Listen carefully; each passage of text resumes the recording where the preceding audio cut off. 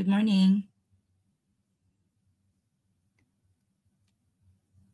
Hello, good morning everyone. Good morning. Ayun, okay. Audible. Narinig ko na yung sarili ko.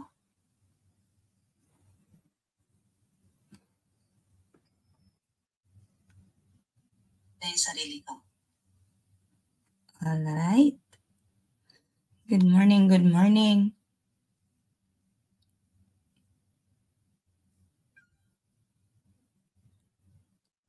Tawagin natin yung ating mga kapatid.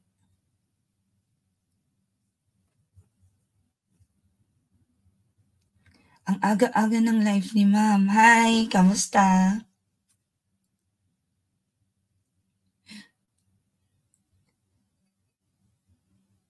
Ay, nawala. Teka lang. Ayusin ko lang muna yung aking monitoring dito. Kasi hindi ko nakikita yung ano. Good morning. Hi, good morning. Ma'am or Sir Mar Reyes. Hi, Ma'am Jennifer. Ayan, andito yung ating mga babies. Good morning po. Kamusta po ang lahat? First time kong mag-live ulit sa YouTube. So, ito ay public. Public po ang content na ito. This is for our YouTube account. So, hi po. Good morning. Hi, shout out po kay Ma'am Fritzy. So, ganun pa din po si Ma'am Donna, nakatingin sa kabilang cellphone kasi hindi ko nakikita yung screen sa laptop. Hi, Ma'am Sina. Hi, Ma'am Lovey C. Hi, good morning. So, good morning po dito. Ngayon ay 5 a.m. po dito sa aking oras. So, now it's 9 o'clock in the morning sa Pilipinas. Magandang umaga po. Mag-aalmusal po tayo ngayon ng 15 items lang naman. So, please join me po. We will be having 15 items lang naman. So, carry yan. Hello everyone. Hi. Ano yun lang po muna natin. Hi, instructor. Hi sir. Good morning po sa ating Facebook page po na nanonood. Ayun. Kamusta po? Kamusta po ang ating mga paghahanda sa ating board exam ngayong September? Hi Ma'am Remely Lauron. Ayan. Ayan. Hi, Ma'am Baynina. Ma'am Fritzy. Ayan, good morning po. Kamusta po kayong lahat? Kamusta? Mga September takers po ba ang lahat na nandito? Hi, Sir Anwar. Good morning. Sa page, hindi, sa YouTube po, sa YouTube. After po ng live natin, itong video na to ay mapupunta sa ating YouTube channel. So, sa YouTube channel po ito mapupunta. Ayan. So, nag-almusal na po ba? Nag-almusal na po ba ang all? So, mga isang oras lang to kasi 15 lang naman. 15 items lang. So, sa mga ano natin yun, sa mga babies natin dyan na mga naka-register sa ating exclusive, this is for public po, itong content na ito. Kasi baka, live si Ma'am Donna. So, mamaya may live si Ma'am Robbie, alauna, no? Alauna sa ating exclusive group. Ayan. Alright. Okay, so sige. Konti lang kasi alam ko ano to unannounced. Hindi ko siya in-announce sa public. Sa lang, sa group lang natin ito naka-announce nung isang gabi. Kasi sabi ko baka hindi ako magising ng 5 a.m. So ayan. Alright, so start po tayo. So, good morning everyone. This is Social Studies or Social Science Majorship. Let Review and Drill. This is for new curriculum, September 2024. This is your coach, Nanay Donna Pearl Acuña LPT. So, top 4 po tayo ng SPLE 2023. May nagtatanong, ano po ba yung SPLE? Kasi marami po ang hindi alam. So, pagka nasa ibang bansa ka, may mga designated countries na binigyan ng privilege or opportunity na makapag-exam yung mga board takers natin. So, ang SPLE ay Special Professional Licensure Examination na ginagawa. So, yung mga SPLE takers po natin dyan, hi po, June 18 po ang LET sa Middle East and Singapore this year. So, good luck fighting po sa inyong lahat. We are all rooting for you. So, Ayun. Hi, Ma'am L, Ma'am Sherna. Good morning po sa ating Facebook viewers. Si Sir Anwar tsaka si Instructor, nandun po sila sa ating YouTube channel. Hi, Ma'am Olivia. Good morning. Alright, so disclaimer po tayo, no copyright infringement intended. All information found belong to the rightful owner for educational purposes only. So this is a warm-up lang po, no? Kasi mamayang hapon sa ating exclusive, meron po tayong 50 items na Asian Studies with Ma'am Robbie. Alright. Okay, so bago po ako mag-start, ayan yung mga references po natin. Meron po tayong mga review materials na nakuha sa internet. Script.com, of course. And then from history.com, britannica.com, and kumuha din tayo sa official gazette sa Philippine Constitution po. Alright. Hi kay Sir Nash Kiv. Hello, Ma'am Donna daw. Makamiss po mag-review po sa inyo. Sige po, may mga public naman po tayo. May mga public videos po tayo kagaya nito. So, join po kayo. Wag niyo po kaming iwan.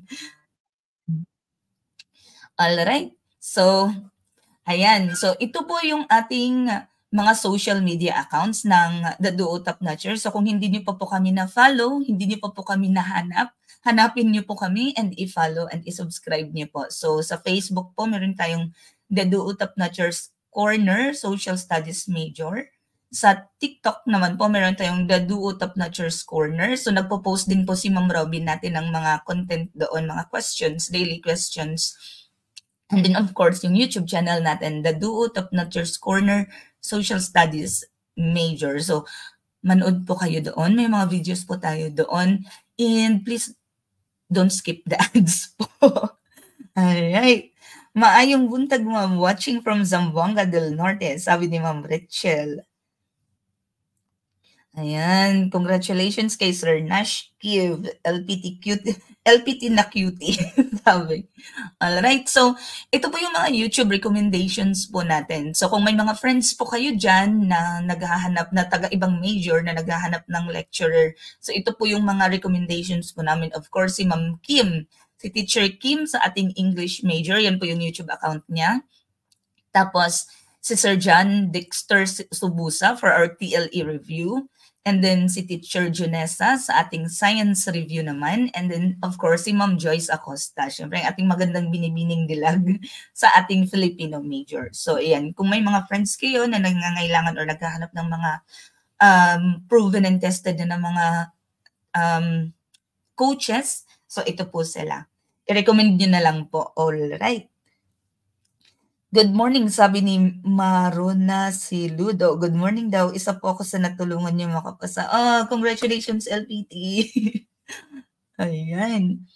So si Ma'am Mary D, taga siya, sa Singapore siya. Ayan, good morning, Ma'am Robbie. Ayan. So, meron pong program, meron po tayong intensive review program ang DADUO. Meron po tayong offer. So, as of this time, meron na po tayong natapos na 8 sessions. So, naka 8 sessions na po tayo. This is only for 400 pesos po. It covers 18 sessions. Tapos, kasama pa po dyan ang pre-board, plus pre-board and final coaching. And meron din tayong mga quizzes. So, today, mamaya po, 1:00 sa Philippine time, Asian Studies po si Ma'am Robbie. So, magla-live po si Ma'am Robbie mamaya. So, sa mga gusto pong mag-join, mga gustong sumali, yes po, habol na habol po, pwede po kayong mag-join. Recorded naman po yung mga previous na mga sessions natin. So, mapapanood niyo po sila during the entire duration ng review session natin hanggang September 2024 po. Ayan. So, i-message niyo lang po yung page natin sa Facebook, yung The Duo, or ako, Donna, or si Ma'am Robbie. Alright. So, start na po tayo. Hi, Ma'am. Bye. Puti Umar. Thank you po for tagging your friends. Alright. See you later sa 9th session natin, part 1 ng Asian Studies with Ma'am Robbie sa ating exclusive group. Alright. Okay. So, question number 1. So, dapat may mga papel kayo, ha? May mga papel kayo dyan na hawak. So, 15 items. This is a 15 items na live. Alright. Question number 1. This is a person's right against unlawful disappearance. A. Writ of habeas data. B. Writ of habeas corpus. C. Writ of amparo. Or D. Writ of mandamus. Again, this is a person's right against unlawful disappearance. A. Writ of habeas data. B. Writ of habeas corpus. C. Writ of amparo. Or D. Writ of mandamus. All right, number 1. Buena mano or buena malas? All right, so sa ating YouTube channel, sabi nila letter C daw ang number 1.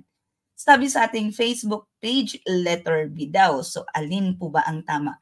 So nung ginagawa ko tong item na to, sabi ko, dalawa lang ang pagpipilian ng estudyante dito. It's either letter B or letter C. And mataas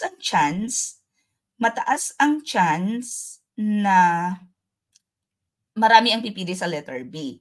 Bakit? Kasi ang ginawa po nilang keyword sa letter B is bring me the body. So pagka disappearance, ang mapupunta sa isip, ang papasok sa isip nila is pag nag-disappear yung body, dapat ang na-violate dito is writ of habeas data. But let us correct that one. So ano muna yung writ of habeas data? Writ of habeas data, we all know this. This is for data privacy. Yung writ of mandamus naman, this is ordering an inferior court or inferior body to practice or gawin yung trabaho nila rightfully. So yung writ of habeas corpus naman, di ba ang keyword natin dito is bring me the body. So I know na nalilito kayo, naku-confuse kayo, and you would answer question number 1 with writ of habeas corpus. But the correct answer is writ of amparo. Lagi niyo pong tandaan, ang writ of habeas corpus, this is the right of the detainee or nung taong na-imprisoned to prove na kung rightful ba yung pagkakadetain niya. So that's why this is bring me the body, bring the body of the detainee or the person imprisoned before the court to prove yung kung may kasalanan ba siya or wala siyang kasalanan. But writ of amparo, this is the person's right against unlawful disappearance. Kasi, di ba, ang writ of amparo is your right for life, security, life, liberty, and security. So pagka nag-disappear ang tao, yung life ng tao, yung security ng tao is endangered. So kung nawala ka, yung writ of amparo, it's either family mo, pwedeng mag-report or anybody na concerned, pwedeng mag-report na nawawala ka. So you can use the writ of amparo pagka yung tao ay nawawala. So like for example, yung nangyari during the EJK, di ba maraming taong nawawala, maraming taong nag-disappear na lang. So they use the writ of amparo para po doon. So sana po ay may this clear na hindi po dahil right against unlawful disappearance, writ of habeas corpus. Kasi ang keyword nyo ay bring me the body. No po. Again, ang writ of habeas corpus, this is the right of the prisoner, yung taong naka-imprison or detainee to justify or dalhin dapat siya before the court para gawin yung due process, para gawin yung paglilitis kung lawful ba yung pagkaka-imprison niya. So writ of amparo, again, this is your right for life, liberty, and security. So pagka nawala yung tao, it's either your family or any concerned citizen, pwedeng gamitin yung writ of amparo para hanapin yung taong nawawala. Okay? So I hope I made this clear. So lahat ng sumagot ng letter B, sana I made this clear. Sabi ni Ma'am Mary D, nag-PM daw siya sa The Duo but no one replied. Ma'am, we are always online and we do reply immediately kung may nag-PM sa amin. So I'm not sure kung tamang page po yung na-PM po ninyo. Alright? Next item. In ancient Greece, the word barbaros or barbarians simply referred to blank. A. Non-Greeks. B. Scavengers. C. Ruthless warriors. Or D. Invaders. Again, in ancient Greece, the word barbaros or barbarians simply referred to blank. A. Non-Greeks. B, scavengers, C, ruthless warrior, or D, invaders? Alright. Kasi di ba lagi nating nababasa sa mga sa ancient history natin, lagi nating nababasa, barbarians, ganon. The fall of Rome is ganito, yung mga barbarians. Tapos the Great Wall of China ginawa para yung mga barbarians hindi di ba ganon? So ano daw po ba yung barbarians in ancient Greece? Ano daw po ang meaning nito? Ayan. So, nung ginagawa ko din to, sabi ko, alam ko na ang isasagot dito. It's either letter C or letter D. Good morning, Sir Mar. Hi. Good morning. Good morning daw po, Ma'am Robbie. Ayan. Sige na. Okay lang po. Magsagot lang po kayo. Hindi po namin kayo aanuhin kung mali yung sagot niyo o hindi. So, this is just a warm-up session, sabi. Warm-up lang po ito. Alright. Ayan. So, pagka nagsasagot po tayo ng ganito, wag po muna tayong mag-google ha. So, okay lang po sa amin. Kung mali man po yung sagot ninyo, okay lang. Sa akin, okay lang. Para sa sarili ko, okay lang akong magkamali kung kunyari sumagot ako ng mali. Kasi pagka na-correct yun, yung tamang sagot, magre-retain yun sa utak ko. So, matatanggal na sa sistema ko yung maling paniniwala ko. Ganun kasi yung ano ko.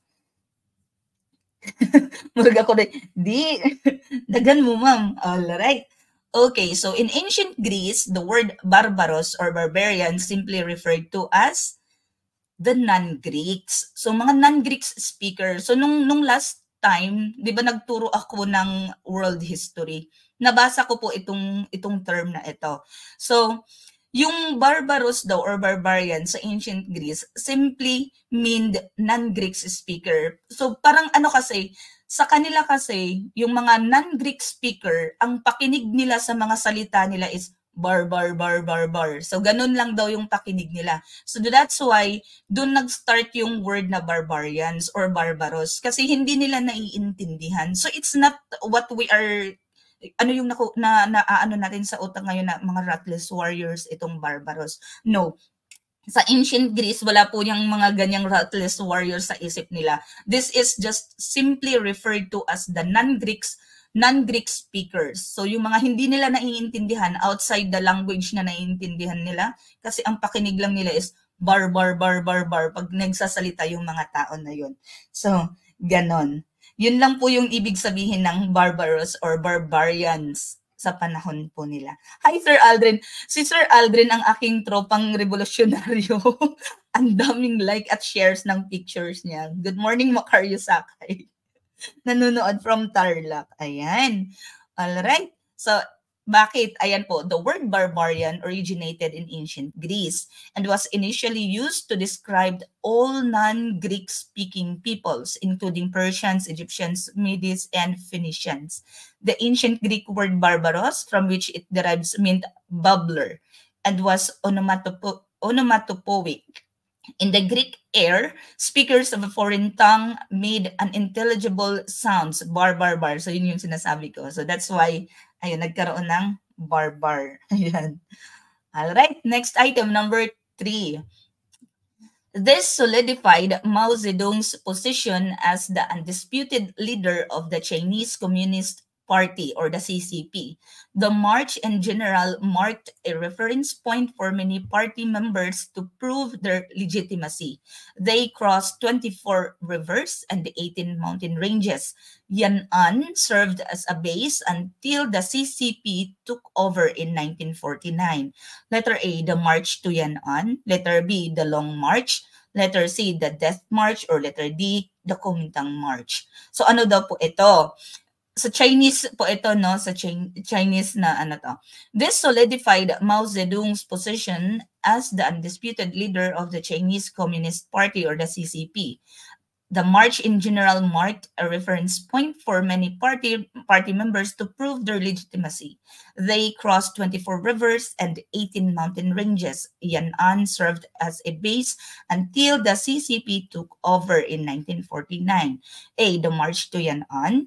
B, the Long March. C, the Death March. Or D, Kuomintang March.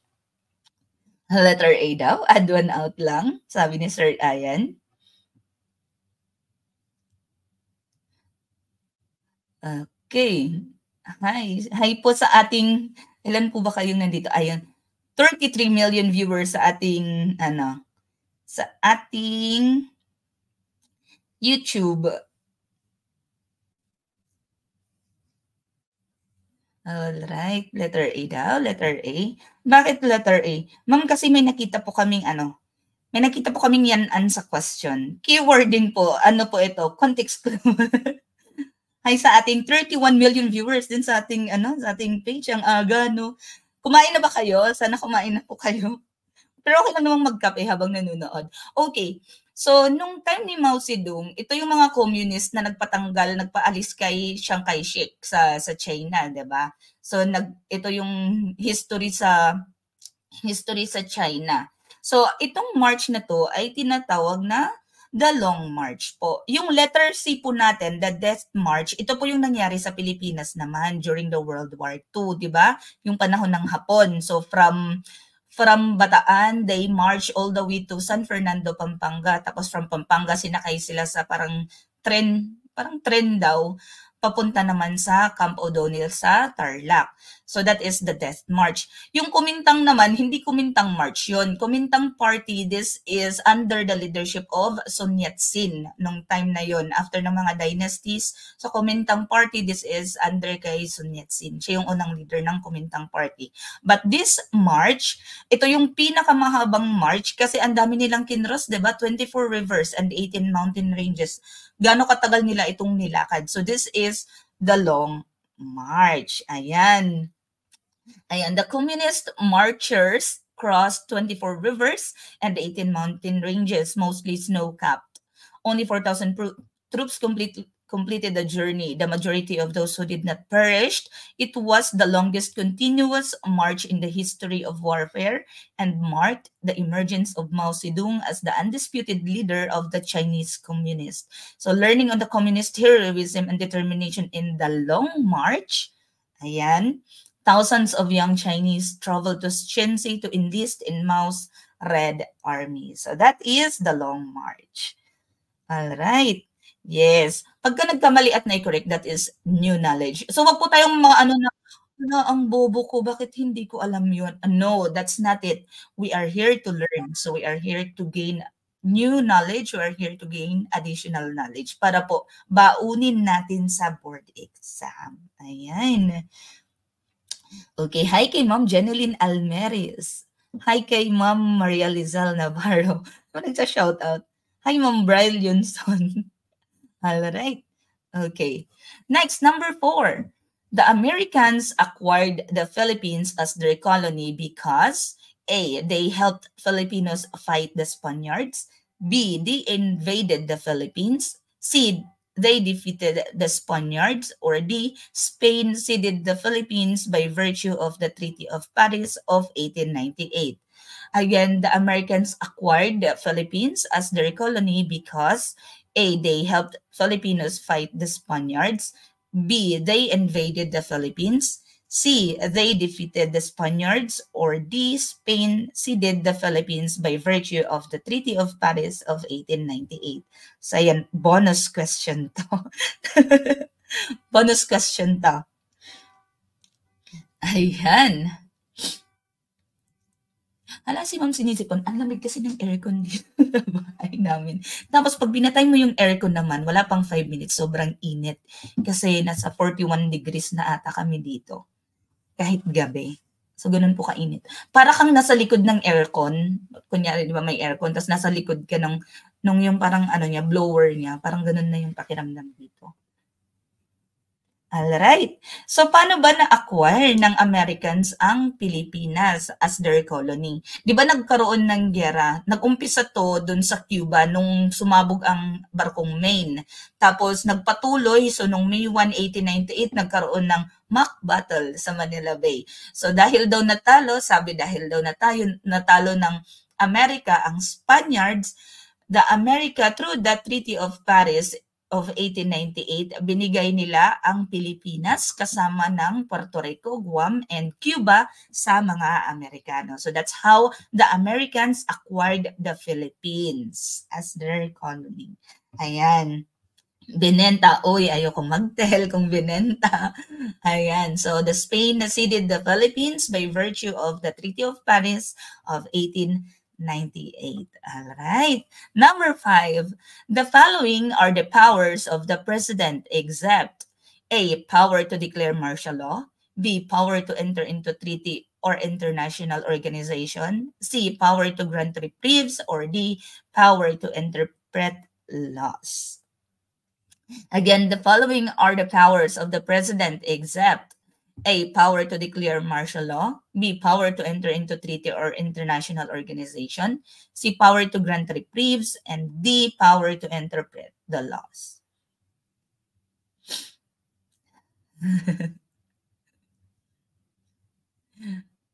Sa actual board exam, bantayan niyo pong maigi yung except, yung not, bantayan niyo po yun kasi talamak po yan sa board exam. So pagka nakita niyo po yan sa test paper ninyo, bilugan niyo na po kaagad para hindi po kayo mabudol. Kasi most likely, dyan kayo nabubudol sa except at sa not. Alright. Hi po sa ating 35 million viewers na sa YouTube. Good morning. And 27 million viewers sa ating Facebook page. Alright. So, ayan. So, sabi ko nga, pag ang estudyante nakita itong tanong na to, isasagot nila most likely letter A. Most likely letter A. Pero, ayan. So, the sole power to extend the martial law, nasa Congress po yun. But the Philippines, during the time of rebellion or invasion, they have the power to declare martial law. But it's only for 60 days period. Gaya nung nangyari sa Marawi way back. So, dineclare ni President na under martial law ang Marawi. So, it's only good for 60 days. However, the extension of the martial law, kung gaano the necessity to extend the martial law, nasa Congress na po ito. So, extension sa Congress, but the President has the power to declare martial law. Yung letter B naman, the power to enter into treaty, may power po ito ng President, but may vote po dapat ito. May vote na 2/3. Pero sa next slide natin, meron, ipapakita ko po sa inyo. And then letter C, of course, may power ang President to grant reprieves, commutation, pardon, di ba? Power yan, clemency power yan ng President. The answer here is letter D. Bakit? The power to interpret the laws is under po siya sa judicial power. So, si Supreme Court po ang may power to interpret the laws. Ayan. So, Article 7 of the 1987 Philippine Constitution, executive po ang title ng article na yan. So, nandun po yung mga powers of the President. So, i-screenshot nyo na lang po ito para mabasa po ninyo. Kahit pasadahan nyo lang po. Basahin nyo lang po ito. And then, magkaroon man lang po kayo ng idea. So, ayan po. So, 1, 2, 3, 4, 5, screenshot. Alright. So, yung mga screenshots po natin, huwag po natin papatulogin. So, alam po namin yung ginagawa ninyo kasi gawain po din namin yan dati. Alright. Next item, number 6. What was the global historical event which is dubbed as the War of Ideologies? A, Cold War, B, World War I, C, World War II, D, Persian Gulf War. Again, what was the global historical event which is dubbed as the War of Ideologies? A, Cold War, B, World War I, C, World War II, or D, Persian Gulf War?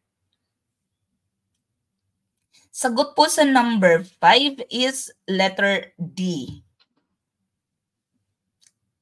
Power to interpret the laws. Kasi ang hinahanap po natin ay except. Okay. May nagtanong kung ma-share daw po ba ito sa exclusive group, si Sir Bordads. Sir, hindi po ito exclusive na video. This is for public watching po. Sa ating YouTube po ito mapupunta. So kung gusto nyo pong balikan ang video na to, you can visit our YouTube channel. Of course, the Duo Top Touchers Corner sa YouTube. Ayan. You're welcome po. So what was, ano daw po yung war? Global historical event na dubbed as the War of Ideologies.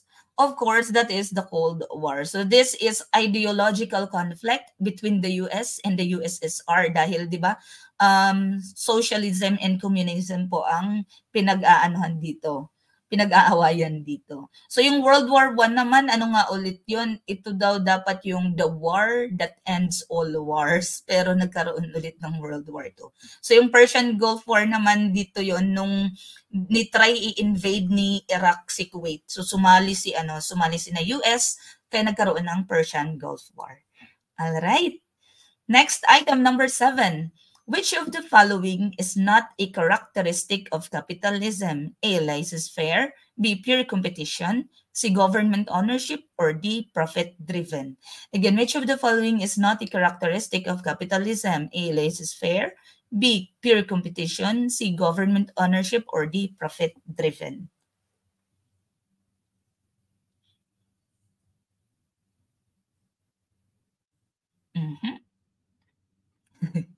C. Number 7. Okay. Okay. A. B.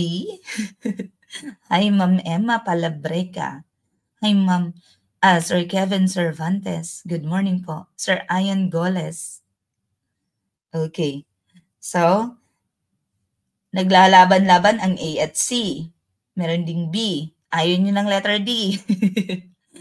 Tandaan po ninyo ang ayun na may sumagot na po ng letter D. Si Ma'am nambubudol. One of the choices pong, Sir Anwar, papaluin kita. Si Ma'am, opo, namamalo po ako, virtual. Kahit tanungin niyo po yung mga panganay natin, namamalo po ako, virtual. So, alin daw po dito, ang hinahanap po natin is not a characteristic. So, ano ba yung capitalism? Di ba, let alone. So, laissez-faire. Andyan po yung laissez-faire sa capitalism. Pure competition, andyan din po yan sa capitalism. Profit-driven, andyan din po yan sa capitalism. Ang government ownership kasi, communism po yan. So, letter C po ang tamang sagot sa item natin na ito. Kasi tandaan nyo, ang hinahanap po natin is not a characteristic. So, pag nagsagot po kayo ng item, kung hindi nyo po, kasi alam ko na ituro ko na to naituro na namin ni Ma'am Robbie to sa economics. So, naituro na namin to. Pero sa mga first time na nabasa itong tanong na to, or first time na naka-encounter ng ganitong tanong, mag-add one out kayo. Profit-driven. So, capitalism. Of course, gusto nila ng profit. Pure competition, marami sila sa market. Maraming businessman na naglaban-laban sa market. So, that is capitalism. Laissez-faire. Kay Adam Smith, diba, let alone. Hayaan nyo ang mga supplier or ang mga may-ari ng business na mag-decide in accordance sa gusto ng consumer. Government ownership, this is not a characteristic of capitalism. This is a characteristic of communism. Sila giba, ingon bitaw ko. Ayan, so capitalism. So ito po yung characteristics niya. Private property, self-interest ng may-ari ng negosyo, competition, supply-demand market. Of course, they are nakabase po doon yung isusupply nila sa demand ng market. Government rule, ang government rule sa capitalism is very little lang po yung intervention ng government in consumer's choice, of course. So, yan po yun. So, communism is, again, government ownership, this is sa communism po ito. Alright? Okay. Number 8. How do we call the location that is based on the use of longitudes and latitudes? A. Astronomical. B. Nominal. C. Relative. Or D. Absolute. Again, how do we call the location that is based on the use of longitudes and latitudes? A. Astronomical. B. Nominal. C. Relative. Or D. Absolute. Yung mga anak namin dyan, pag nakita kong mali yung sagot nyo, papaluin ko kayo dyan. Papaluin ko kayo pagka nagkamali kayo sa number 8, yung mga nasa exclusive natin. Ilang ulit ko itong inulit-ulit nung nagturo ako ng geography, Malulungkot ako. Ayan. Nasa geography session natin to. I hope wala nang mabudol dito. Kasi ilang beses din po sila. Ma'am, bakit pa ulit-ulit yung may ganyang sagot? Of course. Para ma-retain natin, diba? Ayan, letter D daw, letter D, D, D, D, D. Alright. Pagka sinaming nominal by name, so like Sydney, Canberra, Manila, so yan ay nominal. Pag sinabi po nating relative, kunyari, saan ba ang bahay nyo? Tapos sasagot ka, yung bahay namin ay nasa tapat ng simbahan, nasa katabi ng SM. So that is relative. So yung location na binigay mo is relative sa kung ano yung landmark na malapit sa'yo. That is relative. And of course, the answer to this question is absolute. Pagka absolute, gagamit tayo ng 160 degrees north, 150 degrees south. So that is absolute location. So again, nominal by names. Relative is relative sa kung anong landmark malapit sa iyo when you give the address. And absolute is pagka gumamit tayo ng longitudes.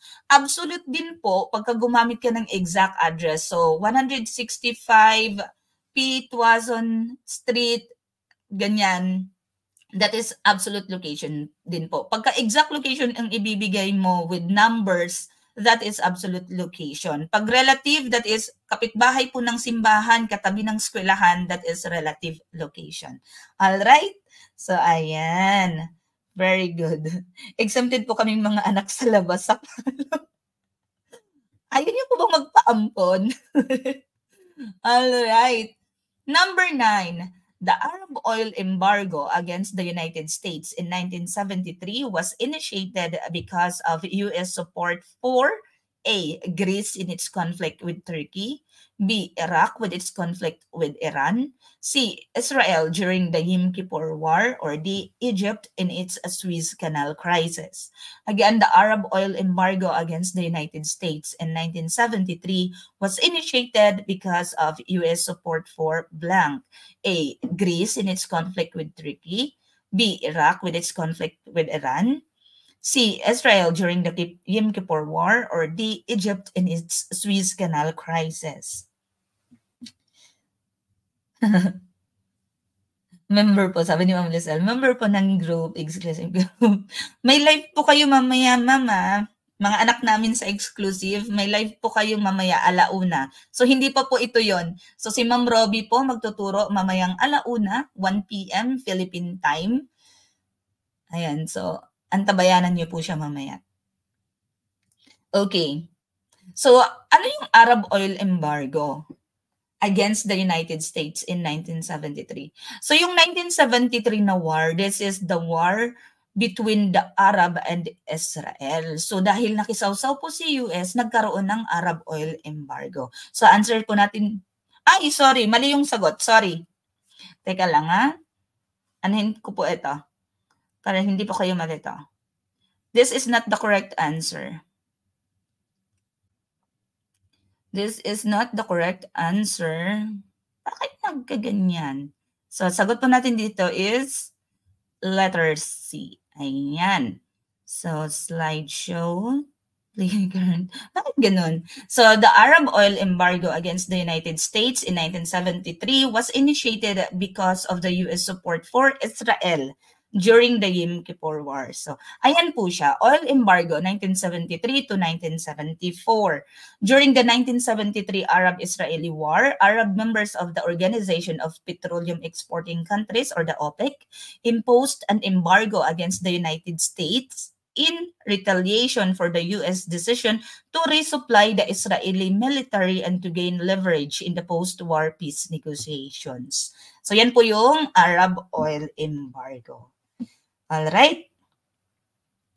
Hindi po, si Ma'am Robbie po ay magla-live sa ating exclusive group. So kung sa mga gusto pong mag-enroll, so 400 pesos lang po, 400 pesos po for the entire session. So meron, for the entire season, hanggang September 2024 po sa inyo, hanggang mag-board exam po kayo. So meron po tayong 18 sessions po doon. We've done already 8. So pang 9 na po natin today.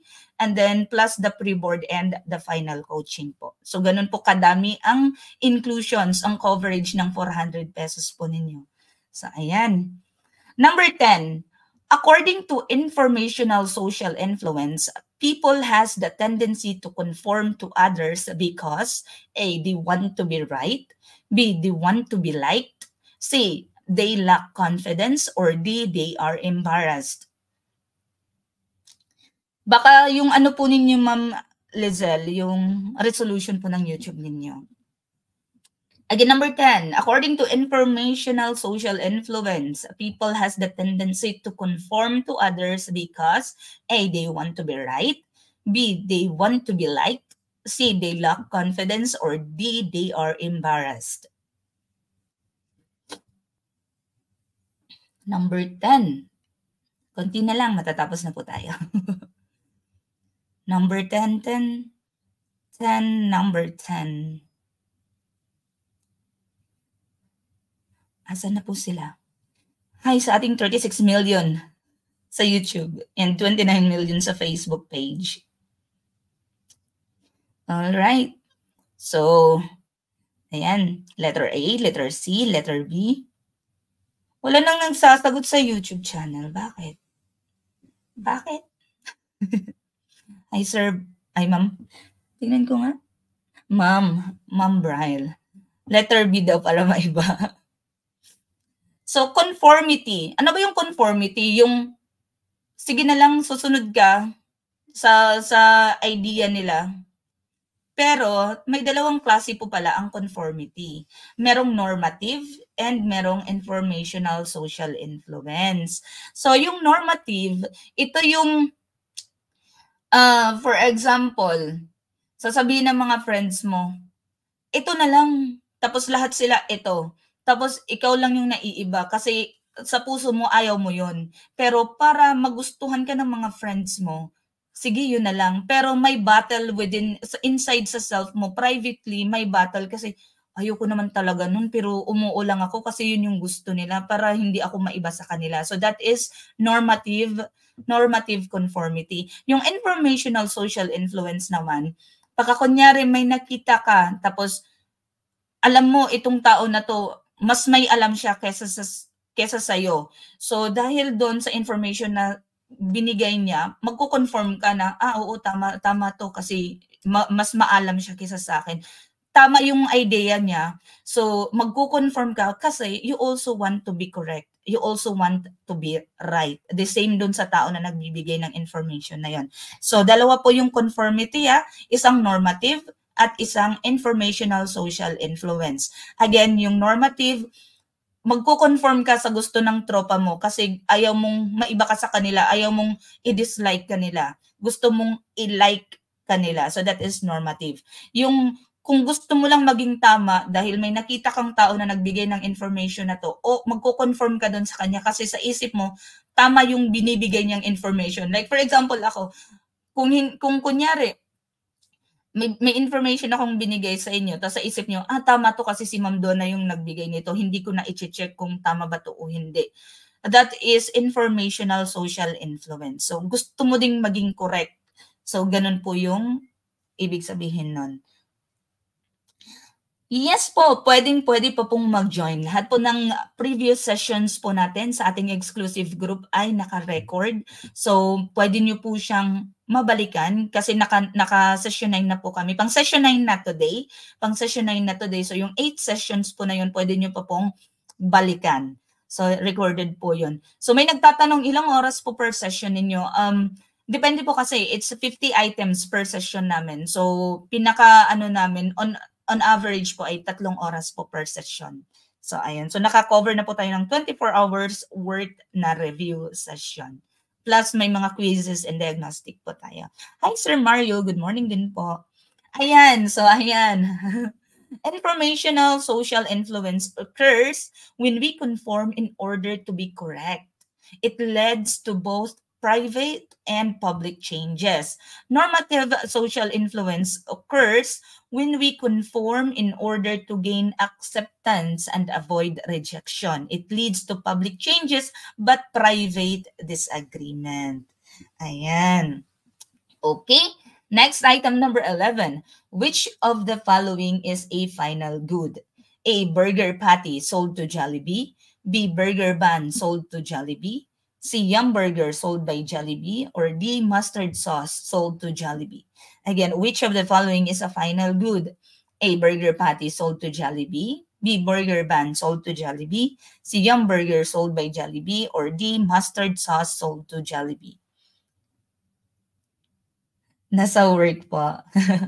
Okay lang, Ma'am Jen. Okay lang po. Makinig lang po kayo. Ayan. So, this is economics po na topic. Nagutom ako bigla. Uy, sunrise na dito. Nakikita ko sa glass window ko. Ayun, ang ganda ng araw. Orange. 5:48 na po dito.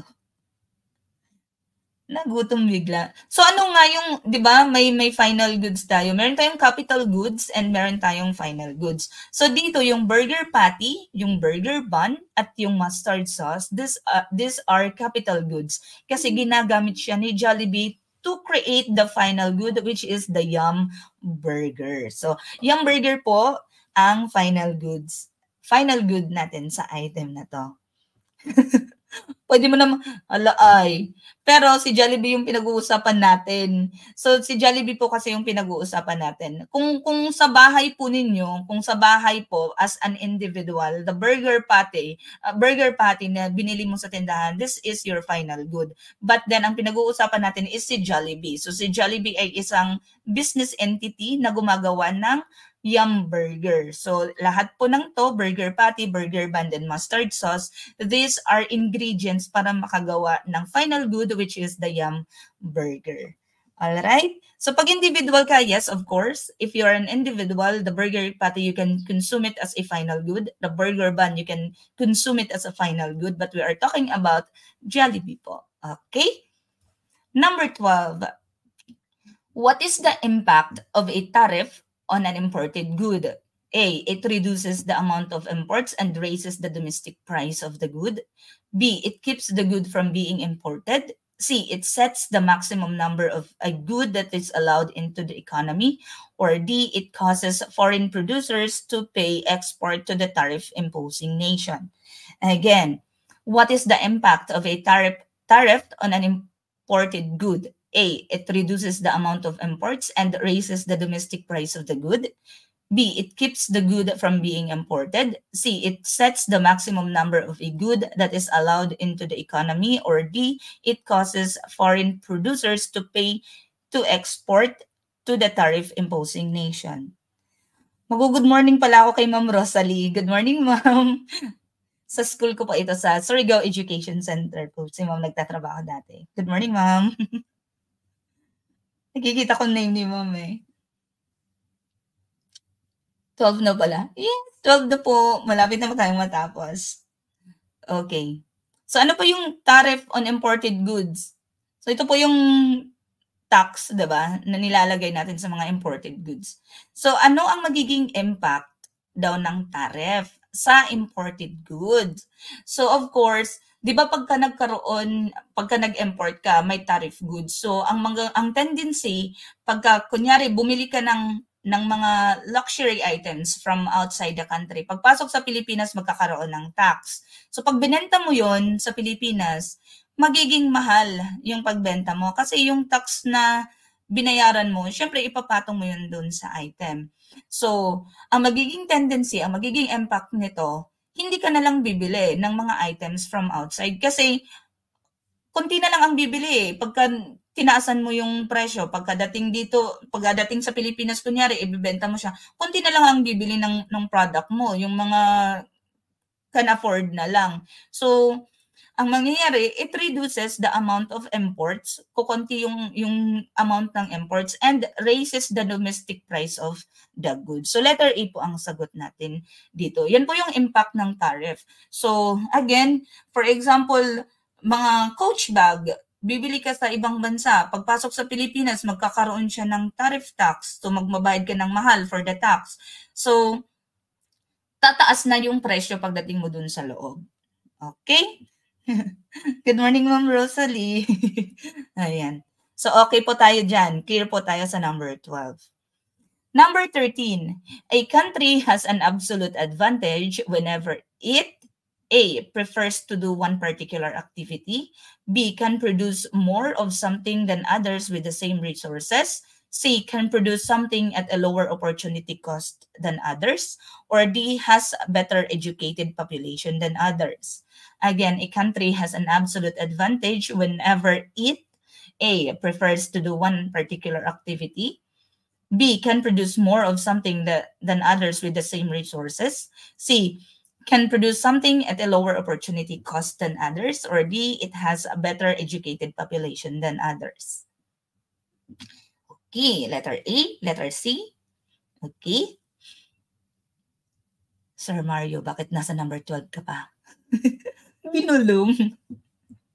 Ayan. Nakikita po ba, di ba orange, nagre-reflect sa noo ko. Noo ko kasi malapad. Nagre-reflect yung araw. Bakit ganun? Takpan ko nga ng ilaw. Nakikita ko yung araw. Okay. Number 13. Okay. Anong sagot natin dyan sa 13? C, A, B? Okay. So, the definition of comparative advantage muna pag-usapan natin. The definition of comparative advantage, tandaan nyo po ito. Kasi hindi naman kayo hihinga ng example sa board exam. Ang definition po ng comparative advantage is when a country or a person can produce something at a lower opportunity cost than others. So, ibig sabihin, ang sagot po natin sa number 13, absolute advantage is if a person or a country or an entity can produce more of something than others with the same resources. So letter B po ang tamang sagot natin dito. We are looking for absolute advantage. Yung letter C po natin, this is comparative advantage. So yung definition yung letter C is the definition of comparative advantage. So tandaan, dalawa po yan. Absolute and comparative advantage. So for item number 13, we are looking for absolute advantage. So pagka ang country or an entity or a person can produce more of something than others, tapos with the same resources, that is absolute advantage. All right.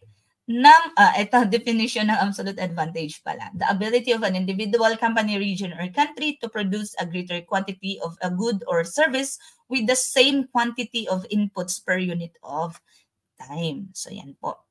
Okay? Number 14. Di kasi nagbabasa ng maigi. So, yan po yung i-avoid nyo sa actual board exam. Kasi minsan, sa haba ng tanong, hindi natin binabasang maigi yung tanong. Please po, sayang ang score. Sayang yung dapat i-correct po kayo kasi alam niyo yung idea, alam niyo yung concept, pero dahil hindi kayo nagbasa ng maigi, sayang yung item.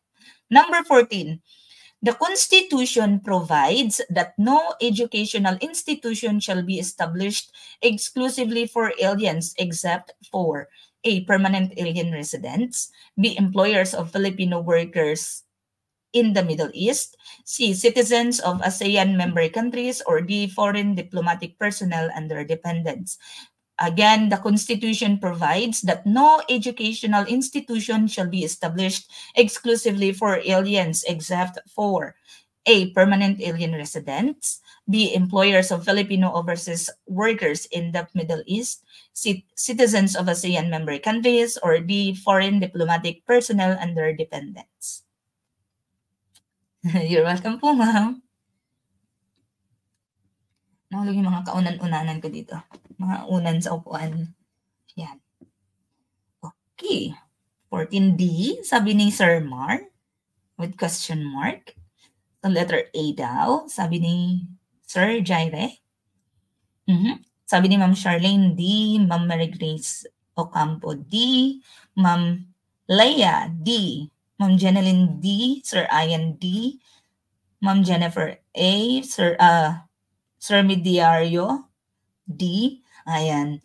All right. So the Constitution provides that no educational institution shall be established exclusively for aliens except for, of course, except for foreign diplomatic personnel and their dependents. So naririnig niyo sa balita ngayon na ini-inspect yung mga eskwelahan sa Luzon. So kasi daw marami ang mga alien students kasi sa batas dapat hindi umexceed sa 1/3 ng population yung number ng foreign na mga estudyante sa isang eskwelahan sa Pilipinas. So ano po yung basis natin dito? That is under Article 14 ng ating Philippine Constitution po ulit. So dito po sa paragraph na to, no educational institution shall be established exclusively for aliens, and no group of aliens shall comprise more than 1/3 of the enrollment in any school. The provisions of this subsection shall not apply to schools established for foreign diplomatic personnel and their dependents, and unless otherwise provided by law for other foreign temporary residents. Ayan. Ayan, sa tugi ba yun? Yung nakikita ko sa news? May nakita ko sa news nung nakaraan eh. Ayan. Alright. So, last item po natin for today's video, number 15. An economic principle which considers the number of gold and silver that the country possesses as the basis of its wealth and power. A, mercantilism. B, socialism. C, communism. Or D, capitalism. Again, an economic principle which considers the number of gold and silver that the country possesses as the basis of its wealth and power. A, mercantilism. B, socialism. C, communism. Or D, capitalism. Ayan. This is our final item for today. Letter A with question mark, letter A. All right. Uy, 43. Hoy, hi sa ating 43 million viewers sa YouTube at 35 million viewers sa Facebook page. Huwag niyo naman pong kalimutang i-like ang ating Facebook page. Tsaka mag-subscribe na din po tayo sa ating YouTube channel. No, i-on niyo po yung notification bell kasi from time to time magla-live po tayo sa ating YouTube. Ayan. All right. So this is the economic system no nung 16th century. So that is mercantilism. So ang idea po ng mercantilism is ang yaman ng isang bansa ay nakadepende sa gold and silver na meron sila. Ayan. Sabi po dito, rise of mercantilism. Much European exploration was driven by an economic theory known as mercantilism, a name given to the theory by later historians. According to this theory, a nation's power depended on the amount of gold and silver it held. The wealthier the nation, the larger the armies and navies it could support in its conflicts with the rival powers. So again, that is mercantilism. Si Ma'am Shang, bakit ngayon ka lang dumating sa buhay ko? Last item na. Nagtrabaho ka ba? Good morning. Ayan. So bago ko po i-end ang ating discussion for today. Yes, may mic na ako kasi masakit sa sumisig ako. Ayan. The key is not to prioritize what's on your schedule, but to schedule your priorities. Sabi ni Stephen Covey. So, hindi po yung ipa-prioritize natin kung ano yung nasa schedule, but we have to schedule our priorities. Dapat alam po natin kung anin ang uunahin natin. Ano ang pinaka-importante sa atin? Ano ang pinaka-goal natin? Of course, that is to pass. That is to top the board exam. So, yun po yung i-prioritize natin. Alright. So, again, sa mga gusto pong sumali sa ating intensive review program, so intensive po siya per subject, per component po yung tinuturo namin ni Ma'am Robbie dito. So, today is our 9th session. Every Saturday po ang ating lecture. 1 p.m. po siya, not unless may mga emergencies or may mga hindi inaasahan like blackout kasi usong-uso sa natin. So, ang aga, ma'am. Opo, maaga po ako kasi si Ma'am Robbie po ay live, Ma'am Ruthie. Si Ma'am Robbie po ay live mamaya sa ating exclusive group. Alauna po si Ma'am Robbie. So, ayan. Thank you so much for joining. Thank you so much. I-upload po natin ito sa ating YouTube channel later po. Later, after ng lecture ni Ma'am Robbie din. Okay, so, dapat po ang goal po natin ulit is to top the board exam, not just to pass, but to top the board exam. To top because we want to exert yung utmost na effort natin para makuha natin yung license. Kasi pagka ang sinabi po natin is, gusto ko lang po ng 75, maipasa lang. That is, you will be exerting less effort. Kasi anong gagawin ko sa sobrang score? Tama na to, enough na tong nababasa ko. No, dapat ang ating goal is to top the board exam para mag-aral tayong maigi. Para just in case, hindi man natin ma-reach ang top ang spot sa top notchers, at least makikita po natin yung names natin sa list of passers, which is a good thing. Kesa malungkot tayo kasi hindi natin makita yung name natin sa list of passers. So, nag-effort ka naman na din, give it your best, give it your all. Alright? So, thank you so much po. Thank you, ma'am, sa live today. Yes, top po ang aim natin. Mag-breakfast na po ang hindi pa nag-breakfast. Ako'y magkakape. Ang ganda ng araw. So, thank you so much once again. Thank you for joining us. This is your